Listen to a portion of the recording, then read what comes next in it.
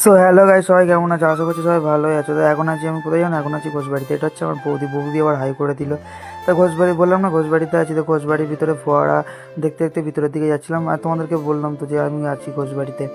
আর এটা হচ্ছে সকলের বাড়ি ঘোষবাড়ি, দেখছি এখানে লেখা আছে, এখানে এসে তোমরা ছবি টবি তুলতে পারো। তা মা কাকিমার সব ছবি তুলছে, তারপরে ভিতর দিকে চলে গেলাম। ভিতরের দিকে এসে দেখি এখানেও আবার ছবি তোলার জায়গা আছে।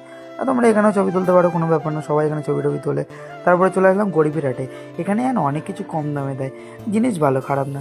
আর মা আর কাকিমা মিলে এখানে প্ল্যান করছিল কী নেবে না নেবে। তো দুজনে প্ল্যান করা হয়ে গেলে ভিতরের দিকে ঢুকলাম। তা মা এখানে ভিতর দিকে ঢুকলো, ঢুকে দেখছিল যে কী কী নেওয়া যায়। তা মা দেখছে এদিক ওদিক, তাই এখানে দেখলাম, আমিও দেখলাম এখানে সব কিছুই আছে। তাই এখানে তো মা নোভা হয়ে গেলে তারপর চলে আসে সবজি বাজারে, মা সবজি টবজি নিচ্ছিল। তারপর কাকিমা তো এখানে কোমরাতে দাঁড়িয়ে আছে, মানে মোটামুটি ভুল কিছু করলে দোকানদার কিন্তু মেরে ঠিঙিয়ে দেবে।